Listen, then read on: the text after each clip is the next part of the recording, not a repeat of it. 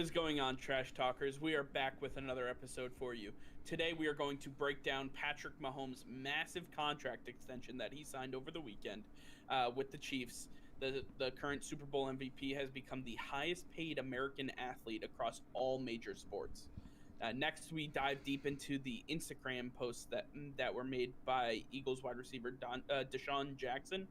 We're going to get into a little bit of what he was trying to say and how the Eagles should handle this situation. Also, we are going to break down and analyze some reports that David Njoku has requested a trade from the Cleveland Browns and see what potential fits work best for both the Browns and for Njoku himself. And finally, we are going to discuss all the major news coming out of Fight Island in preparation for this weekend's epic showdown. We're going to discuss the loss of Gilbert Burns and the insertion of Jorge Masvidal into the main card. All that and much more coming your way right now. All right, Nick, how's it going? How was your July 4th? Oh, July 4th was actually one of the more fun July 4ths I've had in the last few years, probably in the last decade or so. I enjoyed it on the lake. That was a lot of fun. Glad I was there. Glad I was a part of it. Can't wait to get out there. Hopefully do it again next year. Yeah, absolutely. You know, the July 4th, it's just a fun time to just be out. You're carefree. It's nice. One of the main things that we look at, and it's not on today's docket, but I feel like we have to discuss it. Joey Chestnut. I mean, Yeah. he is the American icon of July 4th. When you think of July 4th, you think Nathan's Hot Dogs, you think Coney Island, and Joey Chestnut is right there in the conversation. hmm This man bagged, I believe it was 77 and a half hot dogs, if I'm not mistaken. Yeah, it was 75 or 77, something like that. Something Yeah. absolutely outrageous, This is the unthinkable. stat this is the stat that really blew my mind. He Okay. was 33 and a half hot dogs ahead of second place. Yeah, I saw that. That was ridiculous. The dude could have taken a nap. He just And we're talking about 10 minutes. yeah. 10 minutes, this man just absolutely obliterates the competition. Yeah, I mean It's unreal. almost 8 hot dogs a minute. So, I mean, you're talking about a hot dog almost every 10 seconds. What's that? Oh, more than a hot dog every 10 seconds. So, yeah. Right. That's Oh, that's man. unreal. For those of you who have been a part of you've seen Nathan's Hot Dogs and been able to have some. They are not just normal, hot dogs. They are long frankfurters. Oh They yeah. are massive and they are filling. Oh The yeah. bun, everything. And these guys, they just absolutely destroy them. It's incredible what they're able to do, especially Joey Chestnut. I should single him out. Congratulations to him. Apparently, I didn't know this. It's not all that shocking, but he did. This is his 13th title in the last 14 years of this competition. The only one being Kobayashi back when he was allowed to compete at this point. But it's just absurd what this man is able to accomplish when it comes to eating. Yeah, definitely. Since Kobayashi has left it really hasn't been much of a competition. But he's made it a competition against himself. He wants to see how many times he can get his new personal record, and just see how far he can push it. I know he's probably looking for a triple digit at this point. Oh, for sure. That would be just the greatest accomplishment in American sports history, I think. Because I don't think you can get more American than a hot dog eating contest. Uh, but I saw a stat that over the weekend that said Joey Chestnut has 13 titles. Michael Jordan and Tom Brady combined have 12. yeah, I think we know who the winner is. Yeah, Right? Joey yeah. Chestnut is obviously the premier athlete in American sports. I mean, yeah. I So I just wanted to lead in with that. Obviously, I hope you all had a great July 4th, had a great holiday weekend. We had a blast. It was a great time. Got to spend some time with friends and family. With that being said, I know somebody else that had a blast and probably spent a lot of money on fireworks. That would be Patrick Mahomes because money is no object to him anymore. absolutely This not. man just signed a 10-year, $503 million contract extension absurd. It is the largest number that we've seen in professional American sports. He is the highest paid athlete of all time. It just according to the sheer numbers of which were agreed to by the organization and the athlete, right? Mm-hmm. We're gonna dive deep into this contract extension. We're gonna go over some of the nuances and break it down because I think that you and I have some different views, but we also have some very similar views on this whole contract situation. So I want to just jump right in here. There's $477 million in extensions and $140 million in guarantees. Now, for those of you who don't know contracts and how all this works, this contract is like nothing else that I've ever seen before. Yeah. The wording, the way it's structured, certain things are in certain places. It honestly, it takes a lawyer, if you will, an agent, to really break it down for us. And at this point, it's really tough. But I think that there are some things that we want to highlight. Patrick Mahomes got a no trade clause. He is one of very few players in the league that has one of those. This contract starts in 2022 as an extension of his current rookie contract. He'll be 36 years old at the end of this contract that the extension that he just signed. So essentially, you just signed, your career away. Not to say he's not getting compensated for it, but he will inevitably be a Chief for life, if that wasn't clear before. So with that being said, Nick, what do you like about this contract? What don't you like about this contract? Well, I mean, at first, I was absolutely blown away by this contract. I was blown away by the number. I know we had talked, once we heard the news that it was a 10-year contract, we started to throw out our own estimated, salaries on what this might be. And they were nowhere close to what the actual number was. And I was kind of happy because this meant that the Chiefs were kind of screwing themselves for the next decade or so, and they wouldn't be able to pay anybody else because you're essentially giving away 25% of the cap to your quarterback. I was like, you know what, that's fine. But then as the details came out on the contract, then I got to realize that, Patrick Mahomes really isn't making out as people really think he is. He's kind of getting the butt end of the deal, and the Chiefs really have a stronghold on him for the next 12 years.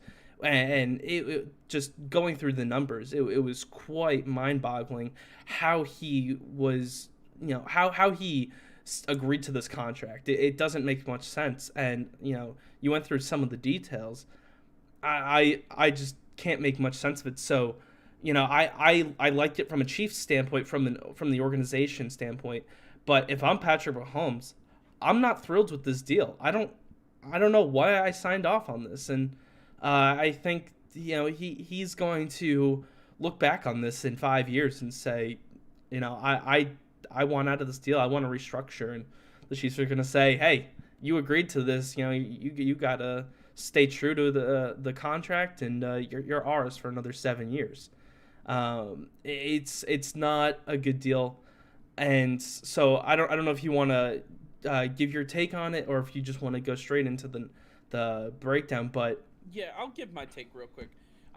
Overall, I'm very happy for Patrick Mahomes. I'm glad he was able to show that the NFL belongs in the conversation of highest paid athletes. Forever, it's been baseball, which is currently, at a stalemate with its fan base, and just the game itself is in a struggling place right now. Obviously, football needs to be talked about as some of the highest paid athletes. They take some of the most physical abuse that you can take in a professional sporting, talking about the four major sports. And then you bring into light the fact how much money the NFL truly makes. When it comes time for to take into account all of that, I'm glad to see Patrick Mahomes was able to get over $500 million in contract money. Right, that's just saying it like that. It is absolutely incredible. Um, Yeah. with that being said, the only other positive that I see is the no trade clause that he was able to get. Mhm. That no trade clause is going to be a big factor. Not that I foresee the Chiefs trying to trade him, but if they want to move on from his contract, or some things start to go a little sour, or whatever the case may be, we can't predict the future. We don't know what's going to happen, right? He now has a little say into how things are done. So, essentially, if they want to move on from him and he's not ready to move on, uh, essentially they have to eat some salary cap for the next 12 years, because they can't trade him. They can't set that contract somewhere else, and unless he agrees upon it, and that would have to be the case. So besides that, I truly don't like this deal. Mhm. Um, I just, we can break down the numbers and everything else, but the guarantees essentially end after the first 4 years of the deal. All Mhm. that guaranteed money is out the window. So it doesn't matter how inflated some of these numbers are. And we'll post the numbers on our Twitter. We're not going to go through every single one, but we can go through some of them. I mean, you're talking about in year 8, it says he's supposed to be making $59.95 million that year. Um, 44 and a half, 45, 50.5, 52.5. I mean, some of these numbers are just so astronomical that no player is going to take. You're essentially saying the salary cap is going to be moving up in that scenario. He's essentially taking up what, 20% of the salary cap. That's absurd. Mhm. I don't see the team hanging on to those numbers. I also think that Patrick Mahomes is going to want more guarantees. He's going to want more money. So I think it would be in his best interest about halfway through this contract to opt out of it and then to move forward with a new contract. Um, Rarely, and you can speak to this more, but rarely do we see these massive contracts, these massive extensions with multiple double-digit years, ever working out for both the club and the player. Mhm. Yeah, I mean the one of the longest contracts that I can think of was Rob Gronkowski, and that was a 6 year, $54 million contract that was signed in 2013, 2014, and he didn't even live the extent of that contract. Now it's a different position, but Patrick Mahomes in the last 2 years as a starter has taken significant damage as with a weak offensive line and the system that he's in where he scrambles a lot. There's a lot of room for injury and where his career could be cut short, and to have less than 50% of the entire contract be guaranteed is just ludicrous in today's world. That's why you don't sign a long-term deal like this. Yeah, you get the flashy numbers and it looks cool, but at the end of the day, you're not getting all that money. Yesterday, he walked away with $10 million. He didn't walk away with $500 million. He has to work for that over time, and after he's only guaranteed $140 million. After 4 years, like you said, that they paid that. So then he's left 7, 8 years of 1 year deals where the Chiefs get to decide whether they want to keep him or not. They could decide in year 5, hey, we're going to go draft a quarterback in the first round, a la Jordan Love, and we're going to groom him for 2 years, and then we're going to cut you, and you have to go find a new job somewhere else. For sure. And so he's kind of in a weird position where he's got to really prove himself and stay healthy for the duration of this contract. Because if he doesn't, if he falls off, they can cut him at any time.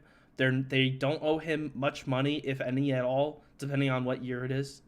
And then he's got to go fight for another job, just like Cam Newton is doing right now. You don't want to be in that situation if you're Patrick Mahomes, or set yourself up where you could be in that situation if you don't have to be. For sure. I think the biggest takeaway when you look at the breakdown, and I have to give a lot of credit to Pro Football Talk. They were the ones who broke it down for the people that don't have law degrees. Um, if you look at it, the base salaries are minimal, and what it is most of the money comes from a roster bonus, which means he needs to be on the team to be able to collect that money. So Mhm. if you're looking at, let's talk about years 5 onward, right? I'm gonna look away just to talk about this, but his base salary 2.5 million, roster bonus 34.9. Year 6 base salary 2.5 million, roster bonus 38.9. Same thing for year 7. And then it starts to ramp up in year 8. Base salary 10 million, roster bonus 49.4. Now, it starts to ramp up over time, and there's going to be a lot of dead cap left over the room. But don't forget what the NFL and the players have already agreed to is the new CBA that's going to be taking place, which is the salary cap's going up by $10 million every single year for the next 10 years. So we're talking about another $100 million that's going to be added on at the end of this contract, at the end of all of this. He's good. So essentially, when you talk about year 11, year 10, where or let's just take year 11, right, the final year of the deal, $38 million base salary with a roster bonus of 13.9. Even if they have to eat the $38 million in dead cap, that doesn't mean anything, because you're talking about a $300 million plus cap number that overall, and at that point, that 38 doesn't really matter all that much, because that's only 10%. And at that point, you're either paying, you've either restructured and are or getting rid of this contract, or you're eating that cost because he's no longer playing for your team or in the NFL at all. So I think that there's a lot of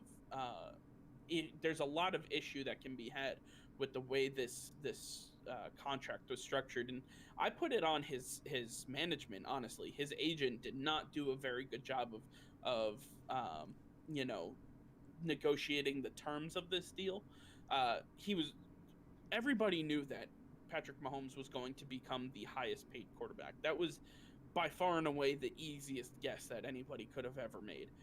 It was just how much. And then when you throw out an astronomical number like $500 million, then there's definitely going to be language in there that protects the organization, including only $140 million guaranteed. Now I say only, right? But we are talking about players who are making well above that number. Um, in the end, this just, I don't see Patrick Mahomes thriving under this contract after 4 to 5 years. And don't forget, this is offset by 2 years. He still has to play the next 2 years on his rookie contract. Then it takes place. So we're talking about this contract ending when he's 36 years old. That is toward the end of your career, if not the end of your career. I mean, that's where Aaron Rodgers is now. I Mhm. mean, look at how we're looking at him. Cam Newton's 31, and look at how we're looking at him. Uh, you have to take some of these things into consideration. Yeah, yeah.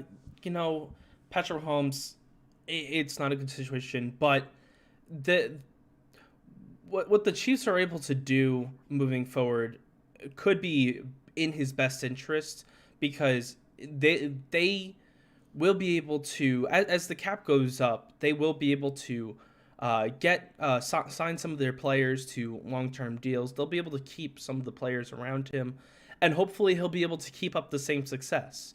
You know, Tyreek Hill is under contract for a couple more seasons. Travis Kelce is under contract for at least one more season. And it looks like Chris Jones is up next for a contract extension. So they're looking at getting these building blocks in place, and then working around them. They've added some good rookies. Last year they had Mecole Hardman and Juan Thornhill, who really came out and worked well with them. So they're gonna continue to build upon this. They've added Clyde's Edward-Helaire in the draft this year. They're going to look to really use the draft to their advantage and get a lot of young talent in there each and every year to keep this roster moving forward and in the right direction. Uh, but But you know the they idea is that they're supposed to be competing for a championship. And when you're doing that, you're getting bottom of the first round talent. You're hoping that these players work out. I mean, it's a gamble. You're Oh, it's essentially 100% a gambling, gamble. Yeah. and when you're putting that much money into the quarterback position, again, he deserves his money. I'm not saying that they shouldn't have paid him. I'm just saying that when you break it down, there has to be enough money to go around to fill a 53-man roster, and at this point, I don't see that happening Oh, it's a because 55-man roster now. or 55-man roster with the new CBA. So you're taking that cap number and you're spreading it amongst everyone. Tyreek Hill's going to want a hell of a lot of money, especially if they win another title before his contract is up. Then he'll have 2 Super Bowls under his belt, and he'll say, listen, if you guys don't want to pay me top dollar, I can literally go anywhere else, and I'll be the highest Well, paid wide that's receiver. exactly it. I think the Chiefs are going to end up turning into the New England Patriots, where you see players living out their rookie contracts and then going elsewhere. Yeah, because they're not going to be able to pay people. What they're going to do is, all right, Tyreek Hill signed a 3-year extension in September of last year. That contract's going to be up, and then they're going to sign Mecole Hardman to an extension and let Tyreek Hill go out and test free agency waters, and because they're going to replace one speedster with another, and that seems what they're going what the game plan is. They're just going to go replace these players when their star players' contracts are up, and that worked out for the Patriots for the most part. But you can't say that it's gonna it required Tom Brady to take pay cuts. It Oh, required absolutely. other players to have to accept specific roles. Like they didn't pay a top wide receiver, right? Julian Edelman is their highest paid wide receiver, and he has been for quite some time. He's making, if you look at the books, I believe he's making $6 or $7 million. Right. That's nothing. Yeah, and now we've got Tyreek Hill, who's making almost $20 million a year. Plus, we've got Sammy Watkins, who's now making $16-17 million a year because of that deal he signed with the Rams that got transferred over in the trade. So you've got 2 wide receivers right there that are almost totaling $40 million. On top of Travis Kelce, you're gonna have to pay Mecole Hardman at some point. This is you're Chris Jones is demanding $20 million. minimum. He is the stalwart on your defense, the defense that helped you defeat Jimmy Garoppolo in that offense, that potent offense for the San Francisco 49ers. And he is more than willing to hold out. I mean, if you look at anything he's posting on social media, he is more than willing to say, you know what, this ain't in the cards for me. You guys need me more than I need you right now. So, let's get it. And I think that's going to be a huge problem. That it worked for New England. We have to now see, can Kansas City, can Andy Reid continue that same success that we saw in New England? I don't, with the way things are going, I don't see how they'd be able to do just that. Yeah, and Patrick Mahomes is in a long-term contract. Is Andy Reid going to be there for the next 10-12 years? Is he going to is Patrick Mahomes going to succeed in a non-Andy Reid system? That'd be very interesting to see. There's a lot of questions that will have to be answered over time, but looking at the numbers and looking at the way this contract is structured, it doesn't look good for Patrick Mahomes long term. I do not see him living out the full term of this contract. I think that he may make it halfway through the contract, but not much farther past that. I don't see that, and I definitely see him playing for another organization by the time his career is over. I truly can't imagine that he is going to make it into year 8 where he's making almost $60 million, or year 12 where he's making $52 million. I don't see that at all. It's 2020, and Tom Brady's playing for the Tampa Bay Buccaneers. And in my estimation, anybody can move at any point in time. I'm not ruling out players like J.J. Watt or, Baker Mayfield or I don't even know who you want to throw out there, but Well, oh there's yeah, I mean, if you look at history, Joe Montana left, Peyton Manning left, Tom Brady has left. Like all these star players have gone on to other teams because yeah, something better has or had their come about, career cut short. or had their career cut short because either something better has come about, or they already have a player that they're ready to move on. That they have to take your spot and they want to move on from you. You A know. lot of teams are trying to go with the way the Green Bay Packers went. They had Aaron Rodgers sit under Brett Favre for 4 years. Mm-hmm. Then they moved on from the absolute Hall of Fame stud that they had at quarterback, and they said, you know what? At some point, we need to think more about the future of this organization instead of the, what we owe the player, which is essentially nothing. I mean, you can talk about loyalty and you can talk about all these different things, and that's nice to have. But at the end of the day, it's a business, and it's cold and it's hard, Mm-hmm. and it's a tough fact to swallow. But I think maybe being a Patriots fan, we're both callous to the fact that you know these players, they have families and they have emotions, and they feel specific ways. But we've dealt with it for quite some time. Packers fans have dealt with it for quite some time. Good teams know when to call it quits on specific players, and I think that we can see, you can start to see the writing on the wall at that point in time. I think the Chiefs are no different than any of these teams. Listen, I don't feel any guilt for or feel bad at all for Patrick Mahomes. He's minimum getting $140 million out of this deal. That's more money than I'll ever see in my lifetime. So, I don't feel bad for him whatsoever, however this plays out. Whether they want to cut him in 12 years, whether they want to cut him tomorrow, he's going to be set for life. His bed is made, and he can ride off into the sunset at any point.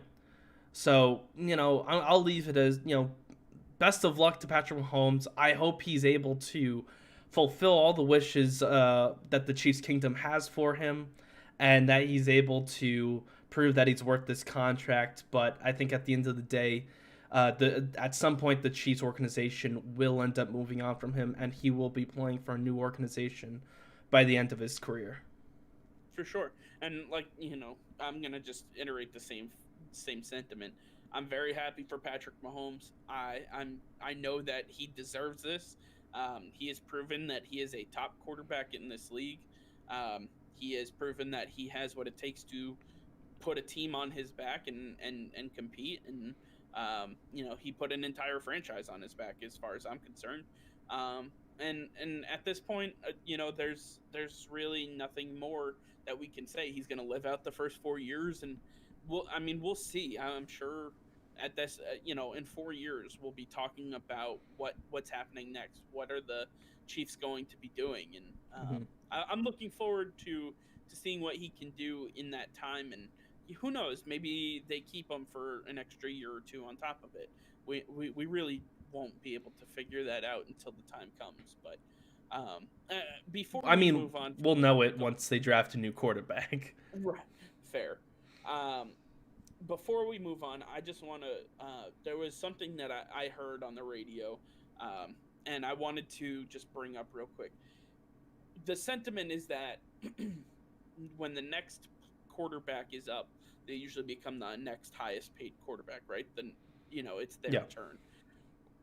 Do you believe that Deshaun Watson or Dak Prescott even come close to the number that Patrick Mahomes is getting? No, because or as do they deserve it?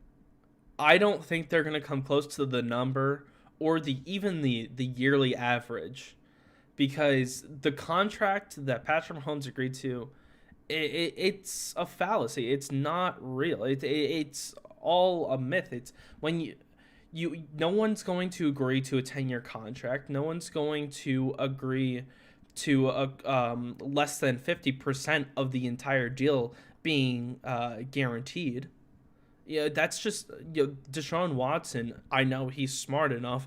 Not saying Patrick Mahomes isn't smart, but he's going to look at this deal and see the holes in it, and then realize when he's up for a contract, say, hey, I'll sign a 6-year contract for $300 million, but I want 200 of it guaranteed.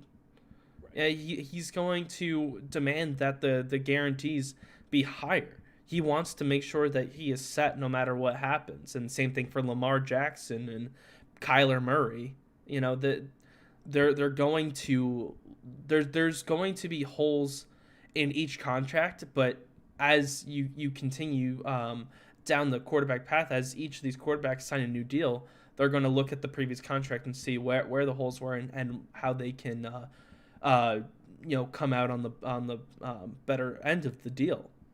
For sure. Yeah, I would tend to agree with you. I think that just based on play alone, Deshaun Watson and Dak Prescott will never get to the height that Patrick Mahomes just got to as far as contract is concerned. We're talking about the 2018 NFL MVP, 2019/20 Super Bowl champion and Super Bowl MVP quarterback. That he's done nothing but ascend every single year in this league, and Deshaun Watson has obviously had his struggles, both with his organization, but also on the field. And Dak Prescott had a losing record against winning teams over the last year. There's a lot of things that can go on, and we'll talk more about that at another time. But honestly, I just want to I think that we should temper our expectations when it comes to these quarterbacks. This is the first one that we're gonna, like, the last major one, and then they're all gonna have to come down at a certain point because they can't continue to outdo themselves. They just can't, because at a certain point you're going to have Russell Wilson, who is one of the lowest paid quarterbacks, when he's by far one of the most talented, if not the most talented quarterbacks that is playing right now. Mm-hmm. So I think we need to kind of reset the market, and I think this is a good opportunity to do just that. All right, I think we've beaten that horse a little bit, but I think it's important that we get all of that information out there, so everybody truly understands, that the deal, yes, is $500 million, but most of that money is up in the air, in the wind, because it'll never be seen. Mm-hmm. I do want to bring up a sore subject, and one that I don't necessarily like talking about. Over the weekend, DeSean Jackson, the Eagles wide receiver, he posted some anti-Semitic messages that he attributed from both Adolf Hitler and the Nation of Islam leader Louis Farrakhan. He posted them on Instagram. That his intent wasn't to be anti-Semitic. I understand that. I'm not calling him an anti-Semite in any way, shape, or form. He was trying to derive a message from their words, and obviously it got lost in the nuance of who he was quoting, right? The Eagles today responded by calling Jackson's posts both offensive, harmful, and absolutely appalling. Said the team would take, quote, appropriate action. Team owner Jeffrey Lurie and general manager Howie Roseman are Jewish descent. Jackson apologized. However, his video sounded less than remorseful, as he was worried about how his message was received and that we distorted it versus what he was trying to truly convey. It's a very touchy subject. Do you think that the Eagles, what do you think the Eagles should do with DeSean Jackson? Well, I mean, if we look back at history at what they did in the Riley Cooper situation, it's a little bit different because this situation hits closer to home for the owners and for a lot of people around them, the GM. I think that they're going to handle it in the same manner where they're going to discipline him in their own way, but they're going to move on from this. I don't think that DeSean Jackson truly meant any harm by this or to cause any anger, but he's got to learn from this. He's got to see where he's made his mistakes, and he's gonna pay some type of punishment. I don't know what that may be, but I don't see him being cut. I don't see him being um, suspended by the team in any way, um, or even monetarily punished. I think they're going to. I think they're going to handle it in their own way. But I think that he's going to learn from this, just from the public outlash, and I think that he's gonna learn and move on. I don't think there is too much else to this than that. He made a mistake. I think he realizes it. Um, Even though his apology didn't seem very honest, I think that he's going to. I think he doesn't. He just didn't want to make a public apology, even though he realizes that he did make a mistake. Because I kind of feel the same way in different situations where people make mistakes. They've said stuff in the past, but I don't agree that they should necessarily have to apologize for all their mistakes that they made in the past, and make it public. But in this situation, he's made his peace with it. He's apologized. Whether we think it's honest or not, he's done what we could have asked him to do. And hey, whether he needs to take anti-Semitism courses and realize the history behind how far back anti-Semitism goes, and the current state of it now, I think that could definitely help him grow as a person. But I don't think that the league or the organization should take any action against him. I think that he just needs to grow up as a person. I think he's already starting to do that.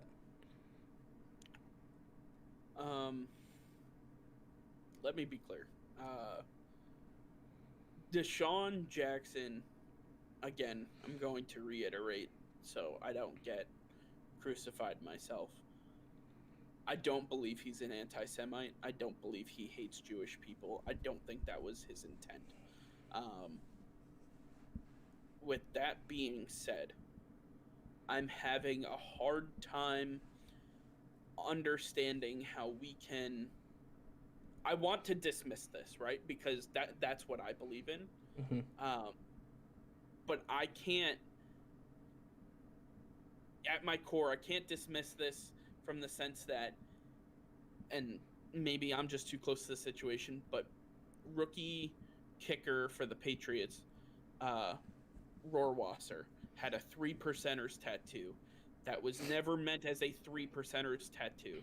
Now, the 3%ers are an anti-government right-wing militia that were part of the Charlottesville situation, and a lot of other. They've been linked to other heinous racist acts, right? That was never his intent, but he was basically crucified for the tattoo that he had, and he's had it physically removed from his body and still gets death threats as a racist, right? I just don't see how we can let somebody like DeSean Jackson off the hook the same, because I don't see those instances as completely different. I just don't. You're deriving the same form. You're trying to send a message from you just don't know the background, or you don't understand the background as well as you should. And I think it's just willful ignorance, right? I don't think they meant any harm, either one of them, but they did hurt people, right? They hurt people in what they did, and I just can't imagine that we let DeSean Jackson off the hook the way we let after crucifying Justin Rohrwasser on draft night, post draft night, all the way up including today. Well, we, as Patriots fans, we didn't like the backlash that Justin Rohrwasser got for the tattoo, which was he got to support his his family members who are in the military, because it's two symbols that are very similar, but as we've been through this situation where we don't like our players being crucified for things that they didn't truly mean to be hurtful. And so I am empathetic with Deshaun Watson because I've been through this situation, not myself, but from an outsider with Justin Rohrwasser, and I don't want that to happen again. I want to try to stop that from happening with other players. They say things, they don't mean it in the context that it is. And so you have to understand, like, you have to say, hey, you shouldn't be saying these things. This is the true meaning behind it. You have to look at where the person who said it is coming from, their background, and what they truly meant by it, and really learn from what you're posting. He should be, like I said, he should have to take a course on what this truly means. The history of Adolf Hitler and the other Islamic leaders that were involved in this message, to truly understand the what was what he meant by what Adolf Hitler meant by these comments, and how they affected other people, and how Adolf Hitler still has an impact on Judaism in as a whole. Right. I think that we need to teach these players who say these things instead of crucifying him. And so I don't want that to happen again. I don't want another Justin Rohrwasser situation. I don't want DeSean Jackson getting death threats. I know he's not a bad person. I know he's not a bad person. I know he didn't mean it in the context that it is. So I think he needs to be helped and just learn from this situation. I don't think it's any more than that. I don't think he needs to be punished in any sort of way. He just needs to have a little education on the subject. Yeah, I'm right there with you. I totally agree with your sentiment. I believe that we as a society need to understand that the intent is a major factor in what people are trying to get accomplished, right? And if they mess up, you have to always go back to their intent. Did they intend for this to happen? There's always consequences to actions, right? You mess up, you apologize, or you mess up, you try to fix it, you do the best you can, you move on, mm-hmm. right? In the case of both of these guys, I think the intent is clear that they weren't there to alienate anyone or offend anyone, but because of the state of affairs in our country and in our society, people are taking their messages to the nth degree, and they're becoming offended over something that they shouldn't be offended over, or something that wasn't intended to be offended over. I have the quote here. I'm going to read it. I wasn't sure if I was, but I'm going to. DeSean Jackson featured a quote that was attributed to Adolf Hitler that said, "White Jews will blackmail America. They will extort America. Their plan for world domination won't work if the Negroes know who they were." Right? So he was basically saying that he wanted to empower his black culture, his friends, his family, everybody that's working for Black Lives Matter, and allies, everyone, right? He wanted to empower them to learn all about history and truly understand. And I think that his message got lost because I think he needs to go back and take a little bit of history and understand where he was getting his message from. And I think he does, especially given the fact that he had a one-on-one with Howie Roseman, and he now has to have a one-on-one with Jeffrey Lurie, who I said are both a Jewish descent, right? So I don't want to beat this with a dead horse. I don't want to keep saying the same thing over and over again. I just want people to understand that Deshaun Jackson had no ill will intent, just like Justin Rohrwasser didn't, right?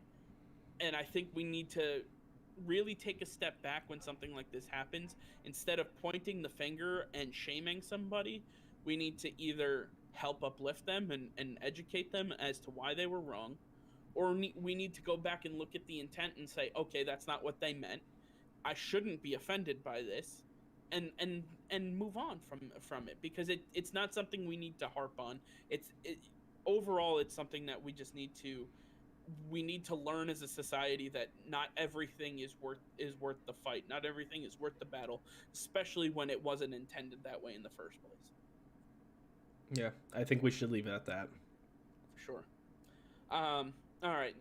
The NFL was hot with news this weekend, I guess.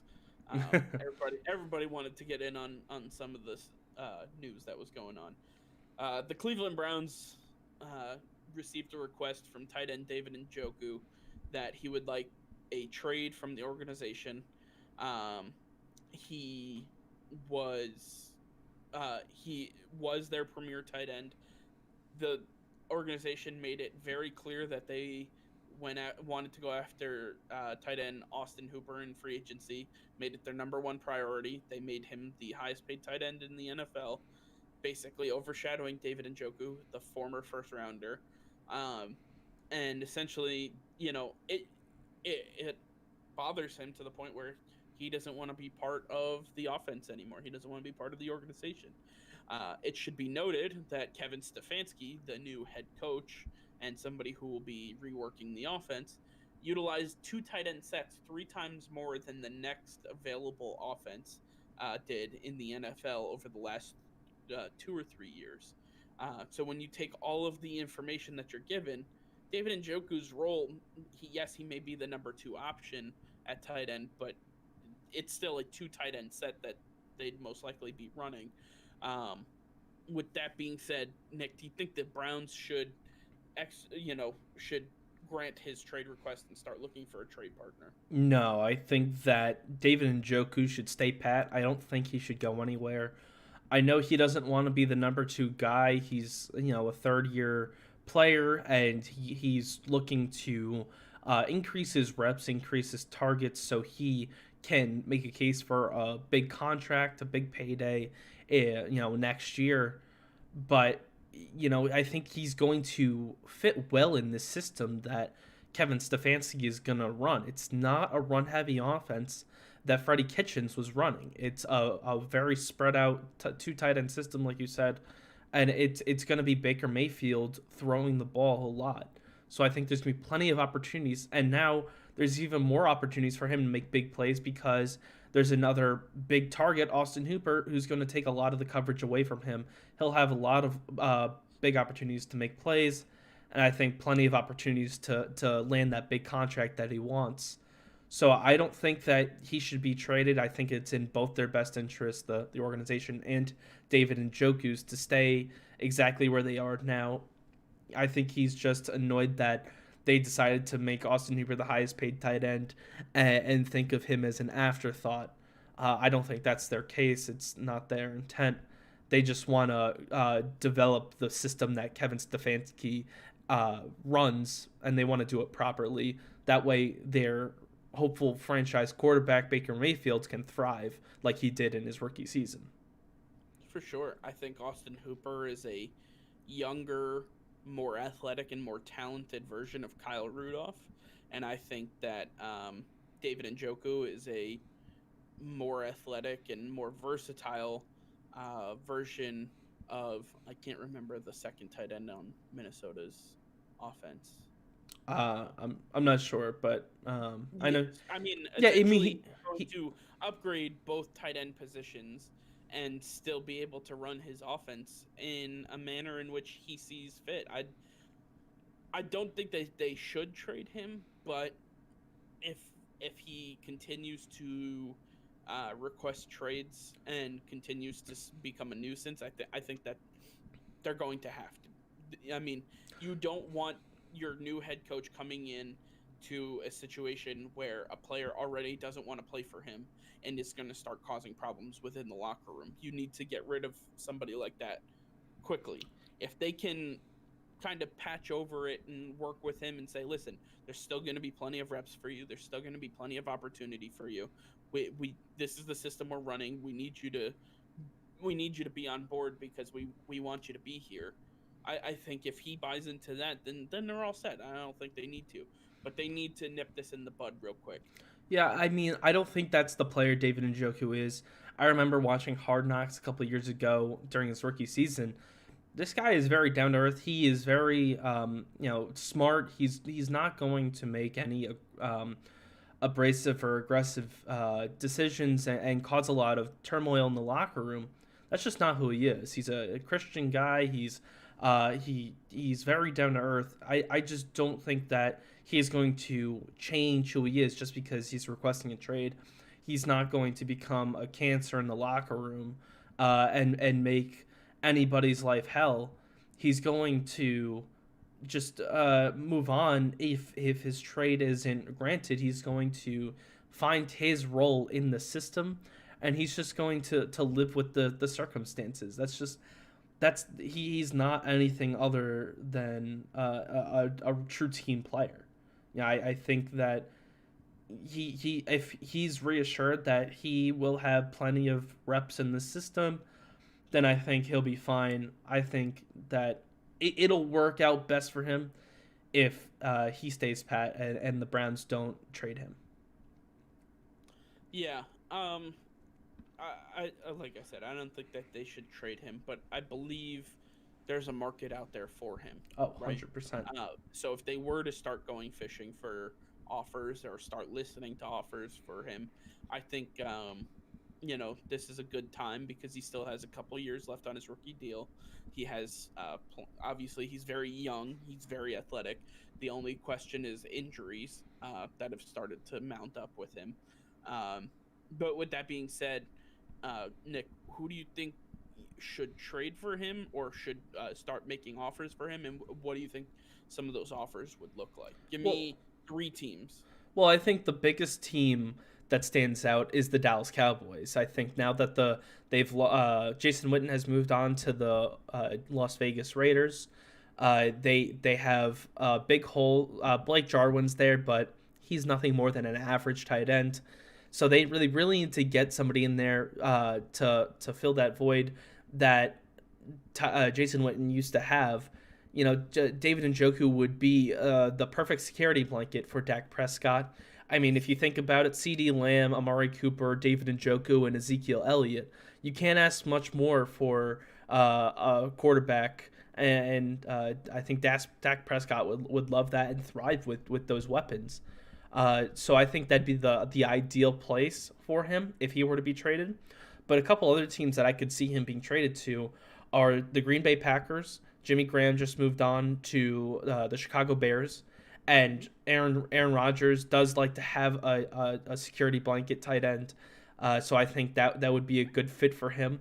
And a kind of a stretch team that I think could work is the Arizona Cardinals. Now they have average tight ends, Max Williams, and they have a rookie tight end last year that I can't remember his name, but David Njoku would be the perfect addition to their new wide receiver, DeAndre Hopkins. It's kind of similar to the Dallas Cowboys situation where you'd have Larry Fitzgerald, DeAndre Hopkins, David Njoku, and Chase Edmonds. I can't think of the other running back, but these are premier weapons for Kenyon Drake. Thank you for a future franchise quarterback. Kyler Murray would absolutely thrive. I mean, Kyler Murray did great last year with minimal weapons. Now you think, now you bring him all these new weapons, all these elite weapons. I can't imagine there is no ceiling for him. He can go as far as he wants to, and I think that would be a great fit as well. So those are my 3 teams that I could see him ending up with. He is a former first round pick, so he's going to command a pretty hefty price tag. I think that you could at least get a second round pick for him and a player or two picks for him. So I think it's going to be a minimum second round pick and a player, or second round pick and a fourth round pick. Yeah, I'm with you on the price. I think either 2 and a 4, maybe a 2 and a 5, or uh, a lower. I don't want to say a lower tier player, but somebody that's not an active starter but has potential to be. Plus a 2, I think would get the job done to move them on from Mm-hmm. Cleveland. With that being said, I have a couple teams that I think would fit really well. Dallas was one of them, but I'll keep them off my list. Um, the the first one that came to mind was the Carolina Panthers. The Carolina Panthers lost Greg Olsen. They love their tight end. I mean, just look at the production that he has provided them, right? You have your new quarterback in Teddy Bridgewater. He loves the tight end position. Christian McCaffrey needs some help on the offensive side to take some of the load off of his plate. And I think that if you were to give the quarterback a security blanket, um, like David Njoku, who can, stretch the middle of the field. He can go up and catch jump balls. He has great positioning, great athleticism, and jumping. Um, Overall, I think that you really can't go wrong. I think that he has exactly what's needed to help support that Panthers offense. Um, I think if you move a little north of there, you go up to the Washington Redskins, right? Um, they have kind of been in a funk with tight end position. Jordan Reed hasn't been healthy since 1943, and they essentially they need some help, right? They tried Vernon Davis. He's aged out. He's gone. So right now their top tight end is Jeremy Sprinkle. I think David Njoku can do just fine over Jeremy Sprinkle. I think that you have a new quarterback in there, or semi new quarterback in there, uh, that in Dwayne Haskins, that would like a nice security blanket. Um, Overall, Ron Rivera knows how to utilize the tight end position. Again, I look back at Greg Olsen and how that all worked out for them. Um, I just think that it makes too much sense for either one of those teams. And then the last team that uh, might be in flux, the New England Patriots. I mean, they recently just got enough cap space for him. They extended Rex Burkhead, or restructured, sorry, Rex Burkhead's deal to clear enough cap space to bring him on board. Um, I don't think they would make the deal. I don't see it as a possible landing spot, but I think it would be a great fit. You have a new quarterback, whether it's going to be uh, Cam Newton or if it's going to be uh, Jarrett Stidham. Either one, they would both love to have a player of David Njoku's caliber at the tight end position. They did just draft two young tight ends that look very promising. Even if one of them sat for a year behind David Njoku, and that he was able to show that he's healthy, and maybe they could trade him, or get something back for him in another trade. That'd be a very Belichickian move to make, is to utilize somebody on a rookie contract at a position of need. Somebody who's proven, that knows that they can take care of the position, and try to make another stretch run at the tight end position after letting Rob Gronkowski join Tom Brady in Tampa Bay. I think that would be one of the best moves that Belichick could make to help support that offense this offseason. I mean, I could get on board with the Carolina Panthers or the Washington Redskins, but I can't see him going to New England. They just drafted two tight ends. They already have two tight ends from last season that they still that are on the roster. I can't see them adding a fifth tight end to that to the tight ends room. Have you seen I what Chicago has done? I know Chicago and Seattle, they both have an astronomical amount of tight ends, but that's not the like they're not gonna last. You can't have all those tight ends on the roster. I think the Patriots are perfectly fine where they are, and as Bill Belichick likes to have a little bit of wiggle room. That's why he made this. He restructured Rex Burkhead's contract. He likes to have that little bit of cap room for the trade deadline, just in case they have a player that they want to go after, so they don't have to so they're not as tight against the cap as they were a couple days ago. They have a little bit more room to work with, and they can make some deals then. I don't see David Njoku going there. I think the other two teams make a lot more sense because there is a huge hole. I don't see it with the Patriots. They just drafted two tight ends. It doesn't make much sense for me. There has been some speculation that the Houston Texans could be a dark horse in the running for him, specifically in an effort to help support Deshaun Watson, because he hasn't had a true tight end his entire career. I mean, you can talk about David Fells all you want, but the fact remains that he's never had a true number one tight end option that can truly stretch the middle of the field. And obviously, without DeAndre Hopkins there now, we're going to have to see a whole new situation down there in Houston. And I don't really know what that's going to lead to. But at this point, Houston makes a lot of sense as a dark horse runner for him. Yeah, I mean that would make a lot of sense.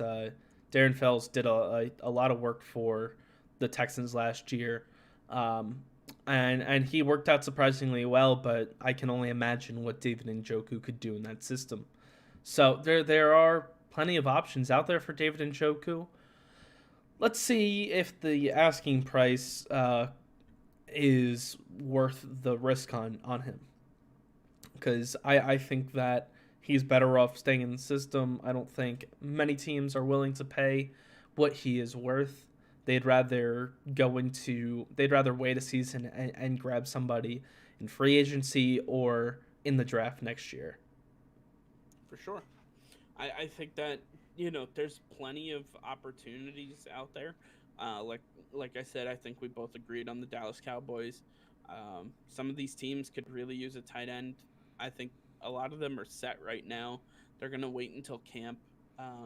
But overall, I don't think either one of us think that the Browns will be moving on from Njoku.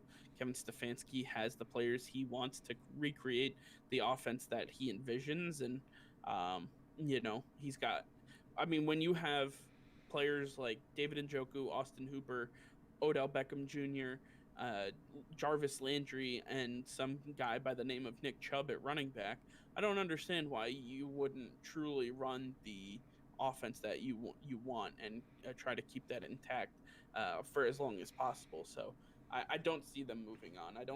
I think they'll get offers that meet what they would take. I don't think they'll move on from him until he truly gets out of hand, if it gets to that point. Mm-hmm. So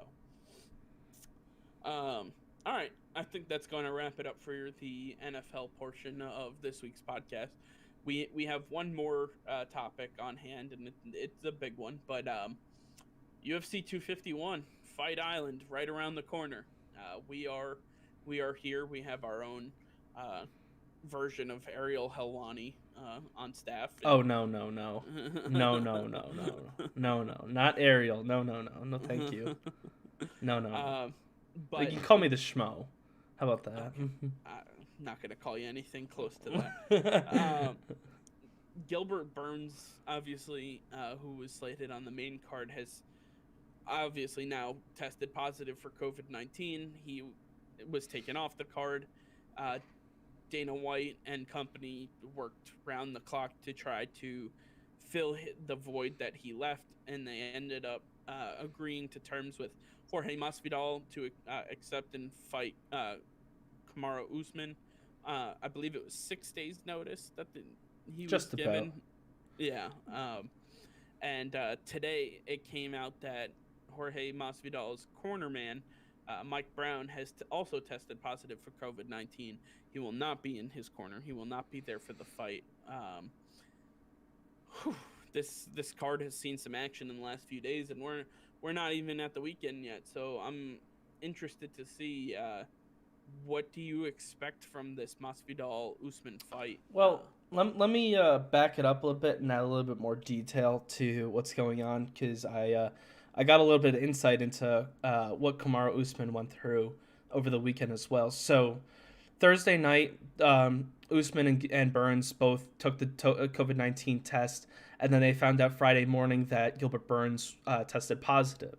Usman, once Usman learned that the fight was essentially off, well, at first the UFC contacted Masvidal and Colby Covington, and both said no to the fight. They said they didn't want to take it.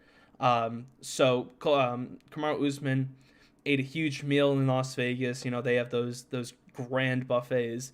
He said he engorged himself in some African food, and then he took a flight home to Texas before going home to Florida. And it wasn't until he got home, until he was in Texas, that he got a call Saturday morning saying, "Hey, it looks like we have a deal in place with Jorge Masvidal. The fight's back on." So he had to jump back on a flight to Las Vegas. Jorge Masvidal did the same thing. They both met up in Vegas. They both took the COVID test again on Saturday. They got the results on Sunday, and then they both waited. They had to get their flight out to Abu Dhabi from Las Vegas. They missed the original flight that took all of the UFC 251 fighters out there. So then they had to wait to take all the fighters that are going with the UFC Fight Night that's hosting the Calvin Kattar Dan Ige fight a week after the UFC 251. So they went out on Monday. So yes, Masvidal is taking this fight on 6 days' notice, but Usman also took himself out of conditioning once he engorged himself in some food. He took himself out of that mindset. Plus, he also has to train, and now he has to get ready for a completely different opponent in Jorge Masvidal. And so this looks like it's the perfect situation for Jorge Masvidal. He looks like a superstar for taking this fight on 6 days' notice. If he loses, no one blames him. You know, nothing's against him. He didn't pretty much have a camp. He said he was only training 2 or 3 days a week, doing some light training. He was playing around on the beach in his spare time. You know, he wasn't doing much, and so he's not in peak physical condition. He's actually as of Monday he was 192 pounds. He has to cut weight to 170 pounds by Friday. Have fun cutting 22 pounds in 5 days. That is quite the task ahead of you. Now, I don't think Kamaru Usman is that far behind just because he had one meal.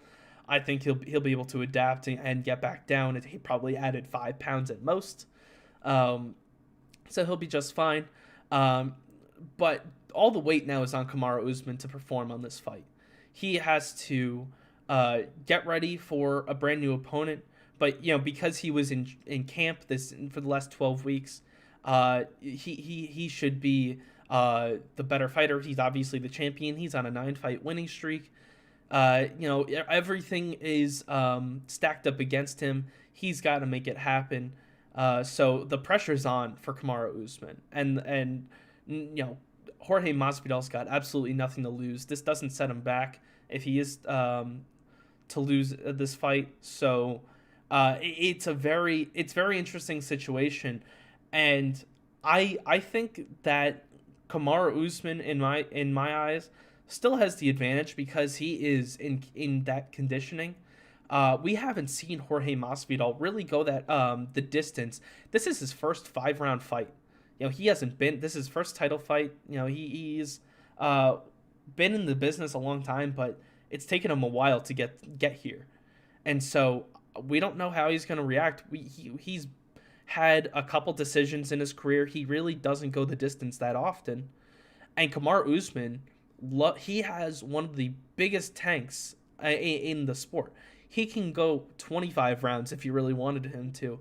He knows how to pace himself.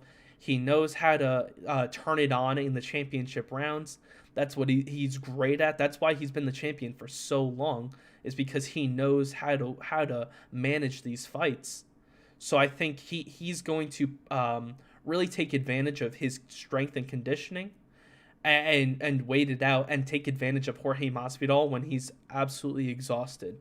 And I think that I really see Usman coming out on top for this fight. But I think this was the original fight that was supposed to happen before Gilbert Burns was selected for this main card, for this main event. We're finally getting the fight that we want to see, but it's not going to have the result. It's not going to be the fight that we exactly wanted, because it's not even. Masvidal didn't have the camp, and they both weren't training for each other. So it's going to be an interesting fight, but I'm going to choose Usman to come out on top. Yeah, I mean, you pretty much said everything that needed to be said.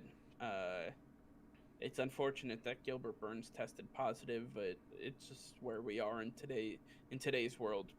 It's just sheer statistics show that somebody's going to test positive, right? Yeah, I mean, on the card. This was kind of a relief for Kamaru Usman, because Gilbert Burns and Kamaru Usman, they've been sparring together for years. They're almost best friends, if not, they are best friends. So a lot of fighters absolutely hate fighting their best friends, because A, you know each other really well, and B, you don't want to punch your best friend in the face multiple times. You don't want to break his face. So Kamaru Usman was very relieved in that aspect, that he doesn't have to fight his friend just yet. But I think what really is going to help Kamaru Usman is he moved camps to Colorado, training with Trevor Whitman and Justin Gaethje. And I think that's the perfect, even though that's exactly who Gilbert Burns is. He's a stand-up boxer, kickboxer. I think that's Masvidal too.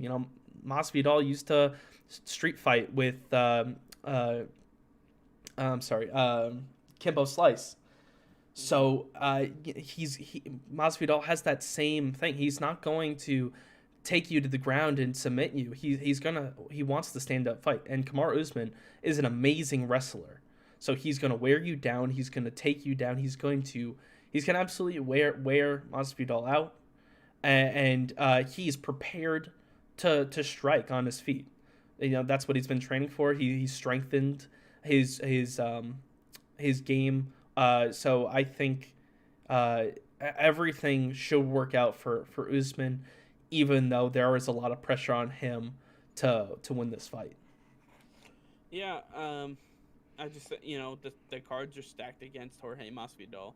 Now, corner man, 6 days, gotta cut 22 pounds. Everybody is stuck in one hotel. They're not allowed to leave. They have to share one gym. They only get specific amounts of time. He's gonna be running in circles in his bedroom for a long time. I just honestly I don't see how this works out well for Jorge Masvidal. Just from a realistic standpoint, I can't imagine that he, can cut down the 22 pounds and physically be ready to go for a 5-round fight in which he's never done before, with no training, with no camp, and only 6 days notice.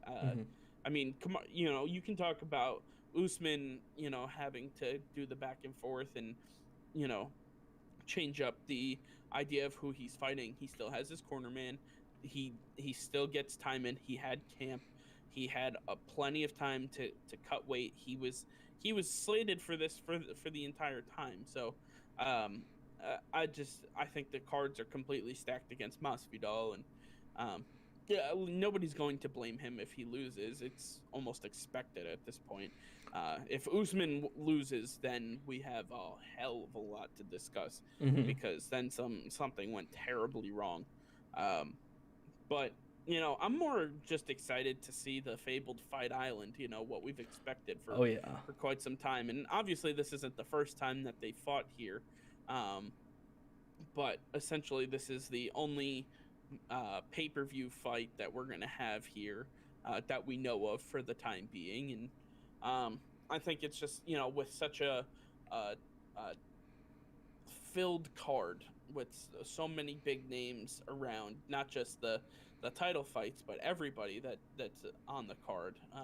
You go down the list, and you can understand that this is going to be quite the event, and it just goes to show. I know we say it every time we talk about the UFC, but Dana White is working his ass off to continue to provide absolute beefy content for everyone else, specifically when the UFC is the only thing that people can watch nowadays. He wants to put the best and the brightest front and foremost, just so everybody has something truly special to watch. And this might be one of the last times he gets to do that, because you have baseball coming back, you have basketball coming back, football's right around the corner. Who knows what the hell hockey's doing, but they'll figure it out in maybe the century. There's just a lot of things that it's going on. So Dana White pulling this off is just an incredible move. Just to round it all out. So Absolutely. I'm excited. I think UFC 251, with all the ups and downs that it's had, I think is pretty much gone. As flawlessly as he could have expected. Oh yeah, I mean, you're talking about a time where anything can happen, and if it weren't for COVID-19, this card is going off without a hitch. This is the first. It's been a couple of years since a July blockbuster card has gone off without a hitch. This is usually the time of year where something always goes wrong, and with the current state of affairs, you couldn't have asked for a better scenario where just about all of your fighters are test negative, and everybody's good to go. We still get to see 3 title fights. We're not losing out on that, and then we get the great rematch in Jessica Andrade and Rose Namajunas. This card is really going to be something. It's going to be very interesting, though. I know it's always interesting when they fight overseas. They're going to be fighting at Sunday morning. Some of these fighters, early prelims are going to be around 4 or 5 a.m. in the morning for these fighters. I know Max Holloway said his fight against Alexander Volkanovski, which is the co-main event, is going to be at 9 a.m. for him. So, that it's going to be very interesting to see how they perform in that early morning fight. They've got to be fully prepared for that. Plus, you're on the beach. Are they going to have the sun in their eyes? Is the sun going to be glaring off the water? How's the breeze going to affect them? Is there going to be huge gusts of wind? Is there sand going to be kicked up in their face? How is this? I'm very curious to see how this all plays out, if it all works out properly. Or I wonder if there's a contingency plan if anything goes wrong. Can they move this indoors right away? I know they have places where fighters can prepare indoors, so I wonder if there's an octagon set up inside, just in case something goes awry, if the weather doesn't hold up. There's some questions that'll be answered come fight night, but it'll be very interesting. I'm looking forward to the first ever Fight Island. Yeah, for sure. I think this is a good start to what we expect the final Fight Island to be. I believe that Dana White is working on actually securing his own island and getting something built, and that'd be pretty cool if he could do something like that. Absolutely. All right, I think that's a good point to leave it there for this week. I think we've covered everything that we needed to, and I hope you guys enjoy. We have a blast doing this, and if you think we missed anything, or if you'd like us to discuss something further, feel free to reach out to us, leave a comment, hit the subscribe button on YouTube. It costs nothing, completely free. Please give us hit the subscribe button, give us a thumbs up if you liked it, give us a thumbs down if you didn't like it, and tell us why in the comments. Don't do that. But we love interacting with you guys on Twitter and everything else, and we're working on trying to get you guys some top tier guests and people in here that have more name recognition than just the two dopes you see sitting in front of you today. So, with that being said, we wish you all a very, very positive, healthy week, and we look forward to doing this again next week. All right, take care, guys. See ya.